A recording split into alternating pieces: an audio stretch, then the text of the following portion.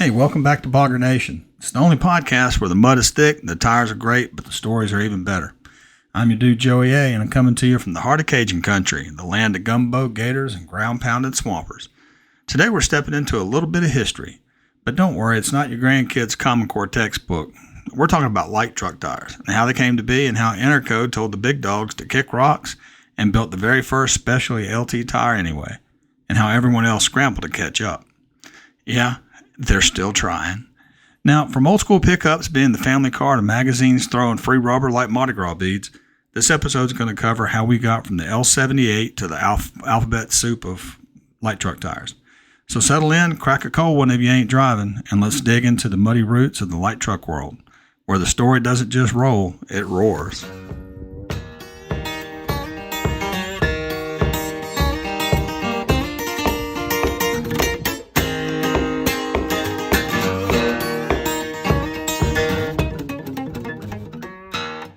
All right, let's rewind to the mid-1960s. Back then, most American families were a one-car household. Now, if you were in a big city, that probably meant you drove a sedan or a station wagon. But down south, the pickup truck was the family car, the work truck, the church ride, the grocery getter, and the weekend escape vehicle, all rolled into one. Now, it wasn't because folks wanted to be cool or rugged. Well, it was because it made sense. Trucks can handle the rough roads down here in the south, haul whatever needed to be hauled, and it could still carry the family to Sunday dinner. Now, at the same time, the U.S. highway system was expanding. People were traveling more, seeing America, going on vacations, and visiting grandma a few states away. That meant their tires had to do a little bit of everything.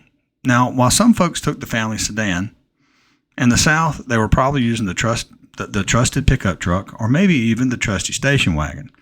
Now, that was the OG sport utility vehicle, and it got you from point A to point B and back. But when you talk about the original SUV, you can't forget the Jeep and the fun-loving duck you, duck them, duck me crowd. Now, Jeeps were cheap, fun, and built for getting dirty, so they quickly found themselves being used for all sorts of recreation. But the tires, trucks, Jeeps, and the old country Squire used, well, they hadn't caught up yet. Then along came Jones. While the big brands were busy dragging their feet and telling Warren Guidry not to waste his time making specialty light truck tires for trucks and Jeeps because nobody's going to buy them, Warren just smiled, threw up a one-finger victory salute, said, "Hold my beer," and quietly did the exact opposite.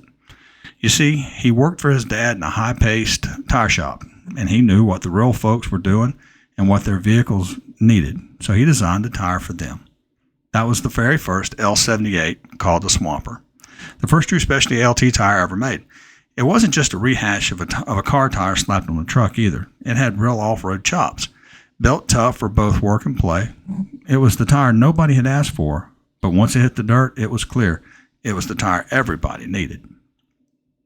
Now, funny thing is, the original factory that helped produce those first Swampers, the same folks who told Warren he was crazy, saw the buzz and decided they wanted in on the action.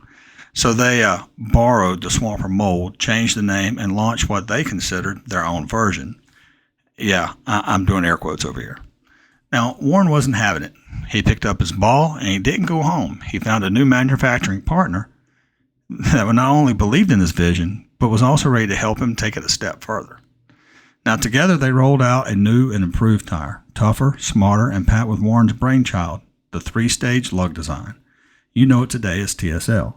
Now, naturally, it was based on a very leveled-up version of the original name, so it had to reflect that. And so the Super Swamper TSL was born. It didn't just sell, it took off. That little hobby tire Warren cooked up and turned down by many turned into a full-blown company. And it all started with a handshake, a dream, and an intercompany loan from Warren's dad. And that's how Interco got its name. Now, another funny thing is a few years later, after telling Interco they were crazy, those other big brand companies suddenly decided, hey, maybe we should get into the specialty LT tire game too. And sure enough, by the mid-'70s, those industry suits were rolling out their own specialty LT tires. Now, because rats always want a piece of the cheese, especially when someone else is eating good. Now, those big brands knew they couldn't just copy Interco outright, so they got clever with marketing. Now, one company, and you know that one, decided to coin a term for their new light truck tire, all-terrain, or AT for short. Now, pair that with a new radial construction, they had themselves a marketing angle. If you don't, then go back. Now, if you don't know who I'm talking about, go back and look at Bias Busted episode. Now, that's where we broke down radials and bias tires, and you'll get a better picture of who I'm talking about and kind of what we're going with. At any rate, they didn't just market it as a tire or a light truck tire. No, they were clever and marketed it as a lifestyle choice. A tire for the cabin crowd, the upland bird hunters, the fly fishermen, the guys with the Range Rover parked next to the Bronco. It was rugged enough to feel sporty, smooth enough to sip coffee on the drive back to the country club. You got to give credit where credit is due. The radial tire combined with slick marketing helped the first letter stick, like an Interco sticky in Arkansas. Now, Interco didn't bother with buzzwords. They just kept building what worked. A real off-road capability, no fluff, no frills tire. But still, by the late 70s, that same fancy brand had to acknowledge what Interco had built, a loyal, mud-slinging customer base. So what did they do? Introduce their own mud terrain, or MT. And again, slick marketing gave it legs. It looked aggressive, sounded aggressive, and gave folks something to point to when they wanted to play tough. Now, back in the 80s, 90s, and early 2000s, the tire game got a boost from another heavyweight, the print magazines. You remember them, pages thick with tech articles, bikini shoots, and project builds, and more chrome than a truck shop bathroom. Now, these magazines didn't just report on trends. They created them. And they did it by cozying up to their advertisers like a hound dog in a cold duck blind. It became the normal, almost expected, that the rig featured on the cover or the centerfold just so happened to be running the same tires you saw on the double-page spread 2 flips earlier, usually right inside the front cover or the back, always with prime real estate. Now, some of these brands handed out tires like Halloween candy, or maybe like a monkey flinging poo at the zoo. Every editor with a project vehicle ended up with a shiny new set, just like magic. Not because they needed them, but because they wrote about them. You'd buy them. And hey, credit where credit is due, it worked. It was part of all the act. The slick ads, the pristine trail rigs with a suspiciously little mud under the chassis, the camera-ready sidewalls, all of it carefully crafted to make you think, yeah, that's what I need on my ride. But let's not kid ourselves. Most of it was all about as real as pro wrestling. Flashy, dramatic, loud as hell, and not without some real talent, but still full of theatrics. A heavy dose of showmanship with just enough grit to take a fall and get up smiling after a steel chair to the dome. Now, hey, those tires sold, don't get me wrong. Not by performance, but with presentation. Meanwhile, Interco was out there actually building tires that didn't need a spotlight, just a trail and someone brave enough to follow it. By the late 90s and 2000s, with help from hype and the adrenaline it induced, off-roading and the aftermarket lifestyle was exploding. Jeep culture, lifted trucks, trail rides, and weekend mud bogs. It was the golden era of off-road. With that growth came more tire brands than you could hit with a stick, and suddenly everybody wanted in. But when you've got 10 different companies making light truck tires, and they're either an AT or an NT, how do you stand out? Well, that's when the tire aisle started looking like alphabet soup. You had HTs, highway or hybrid terrain, RTs, rugged terrain, and XTs, extreme terrain. It wasn't always about real performance. Sometimes it was just slick branding. If everyone already made an AT, how do you make yours sound better? Well, you call it something new. But don't get it twisted. They're all just light truck tires, whether it says H, A, R, M, or X. It's all still got to hold air, turn corners, and get you where you're going. Now, there's some real performance differences these days, especially as tread tech and designs have improved, I guess. Now, you still have ATs. Now, all-terrains are the old dog of the group. Today's ATs allow enough bite for light trails and gravel, but are still civilized on the road. They offer a smooth ride, better gas mileage, and longer wear than MTs or RTs. But they look sort of vanilla, not too flashy, and they don't offer that aggressive look that a lot of people would rather have over, say, long life or smoother ride. The next step up is the RT. Now, an RT can be called a road terrain or rugged terrain. It all depends on which marketing guy's behind the keyboard that day. RTs will have the look, but not always the guts, and are a more aggressive tire. RTs give you a tighter tread pattern, shallower voids, and more siping. Most are built for highways and city streets. Yes, they ride smooth, stay quiet, and last a while, but take them off-road and you better hope you got a friend with TSLs. That's where the HT or hybrid terrain steps in. Now, a lot of Interco tires will fall into this category, although we don't categorize our tires. HTs cross the bridge between an aggressive mud terrain with bigger lugs, wider void, flashier sidewalls, and often hybrid construction that allows the tire to ride like a radial but perform like a biased mud tire. Next up is the mud terrain, the second oldest dog in the kennel. They are a tire an HT strives to be and an RT tries to look like. They'll have big tread blocks, deep voids, sidewall armor. They're for folks who actually go off-road. They're not the smoothest on the road. Their weight and setup is not conducive to fuel efficiency. Then again, the guys using them are gas mileage be damned type of guys. They look good and perform better, and that's all they want. I tried to do a grunt like Tim Allen, but it didn't work. Sorry. Anyhow, Interco has a lot of options that fall into the MT category as well, as you probably know if you're Interco faithful. Then there's the XT, or extreme terrain tires.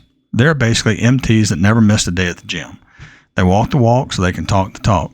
If Stone Cold Austin were a tire, he'd be an MT, while XTs are more like the Road Warriors. XT was just a fancy way for companies to make their MT sound badder and help differentiate aggressive from really aggressive. Now think about it for a moment. Before Interco, there was no light truck tire or LT segment of the industry. Truck tires meant freight carriers or farm implement type tires. Then comes along Interco, and they make a tire that requires a new definition, light truck tire. They kept making tires for different terrains, but never thought about being slick and categorizing them. These days, Interco plays the game and can classify their tires to multiple categories, even a couple of true all-terrains, both of which are radials. However, Interco has a lineup like no other LT company on the market. Their lineup hits all the marks. They just talk about Interco as never tried to be trendy. You know, they just always let their tires and their performance do the talking. Their tires, in a lot of cases, depending on model, will fall into multiple categories across a line. Let's take boggers, for instance. All the bogger models are MTs. Now, some models are more XT depending on their size, or HT, again, depending on their size and other factors. The Bogger UTV tire, for instance, is largely regarded as an AT tire in the motorsports world. They're a perfect example of how a tire of the same design can fit a range of definitions and initials. All right, now we've walked through the history, decoded the tire alphabet, and called out the flash from the function. But now, there's always more to unpack. And let's be real, some of y'all got questions. Lucky for us, the Bogger Nation mailbag stays chock full of folks wanting answers straight from the source. So let's crack it open and see what's on your mind in this week's segment of Swamper Q&A. Real questions from real people who know that shiny sidewalls don't mean squat without real traction. All right, let's dig in. Our first question is from Facebook. Mike T. from Jasper, Alabama asks, what does Interco consider an all-terrain tire? Good question, Mike. Interco has two true all-terrains. One would be the Vortrac AT, and the other would be the Trexus STS radial. Now, the funny thing is the Trexus STS can fit into a couple of categories. It's kind of like a RT, it's kind of like an HT, but it is all AT if you ask us. Now, they're designed for a mix of highway manners and trail-ready chops, so they're not just stickers slapped on street tires, I promise you. All right, our next question is also from Facebook. It's Lisa B. from Waco, Texas. She wants to know, is there really a difference between an RT and an MT from Interco? Well, yes, there is. An MT or mud terrain is the real deal off-road tire, whereas an RT is more like the Temu type of an off-road tire. It looks good as the real thing, but it can never compare to it. All right, next question is from Instagram. It's JR from Bozeman, Montana. Do y'all make XTs? Well, technically, Jay, no, we don't. We don't brand our tires with anything beyond an MT or an AT label. As I mentioned earlier, the size, weight, and other factors across the same line will influence what is considered a normal aggressive or extremely aggressive well more than the design does. With that said, no one would ever consider a 47-inch or a 49-inch or a 54-inch tire of anything less than extreme. And as you know, we have plenty of those. Here's one from YouTube. Terry W. from Florence, Mississippi asks, I've got a 3/4 ton truck I use to haul my bass boat and hit the deer lease. I need something that rides decent but doesn't choke in the mud. What do you guys make that fits that bill? Well, man, let me tell you, Terry, it sounds like you need a tire that's got enough street manners for the highway miles but doesn't throw in the towel when it sees red clay. I'd point you towards our Trexus MT. It's a radial, so your fillings won't rattle out on I-55 when you're heading to the coast, but she's still got the kind of aggressive tread and siping that'll claw you out of a peanut butter bog with the trailer hooked up. Think of it like a mullet, business up front and party out back. Just in this case, it's grip up top, comfort underneath. Now, the SSR series and IROC ND are two other great options. Now, question number 5 is from Facebook again. Janelle R. from Carson City, Nevada says, my husband just bought a lifted Jeep and wants the biggest Intercos, we can stuff under it. But I daily drive it. What's the compromise? Well, first off, Janelle, God bless you for sharing the keys. Now, here's the deal. You want that Jeep to look good. You want to look the part and act the part. I mean, the duck meat crowd, you don't want them to forget you when they see it in the parking lot, right? But you still need it to behave on pavement and do well off-road. Now, if he's dead set on Interco meats, tell him to check out the SSR series. They're easier to live with than our bias ply beasts, but still have that swamper soul. They're not directional. They're quiet for what they are and keep you from bouncing around like popcorn in a skillet. Now, you'll both be happy, until he adds a winch and turns the garage into a parts bin. Another option is the Cobalt ground hogs. Old school cool with new age tech and drivability. Our last question for this episode is also from YouTube. Jason H. from Nixon, Missouri asks, are bias tires still worth it these days? Or are they just for collectors or show rigs? Well, Jason, first off, love that you asked this question because bias ply tires get a bad rap from folks who just don't know any better. They're not obsolete, they're specialized.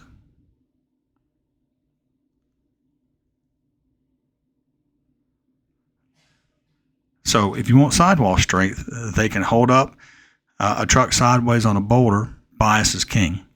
Now you want that old school rubber compound that bites like a gator and ain't afraid of low PSI? That's bias too. Yes, they'll flat spot when it's cold and howl like a banshee on asphalt, but get off-road and they're in their element. Think of them like a manual transmission. If you know what you're doing, there's nothing better. All right, folks, well, that's going to do it for this episode of Bogger Nation. We've dug through the history books, peeled back the slick marketing layers, and gotten down to the raw tread of what's really built the light truck tire world. And surprise, surprise, it wasn't the loudest ad or the prettiest photo spread.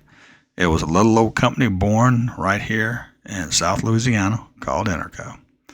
From the first L78 to the rise of the TSL, from alphabet soup tire names to monkey-flung freebies in the magazine's heyday, we've seen how the tire game evolved and how Interco never needed the fluff to stand tall. Just performance, just purpose, just passion.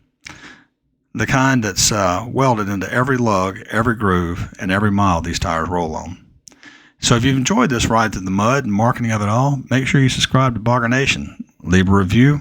Share this with one of your friends who still thinks MT stands for maybe tires. We'll be back soon with another episode full of history, horsepower, and swamper-sized truth bombs. Until then, keep your lugs tight, your PSI right, and your BS meter on high. This your dude Joey A signing off. Remember, if it ain't Interco, you're just spinning your wheels. Bogger Nation is another Par 4 production, and it's brought to you by Interco Tire Corporation. Visit intercotire.com and search Bogger Nation for more information and to join the community. The thoughts and comments expressed on this show are entirely those of the host or the guest and may not reflect the opinions or beliefs of Interco or other sponsors. Always consult a professional mechanic before performing any work on your vehicle. This is Joey A., the marketing guy, signing off.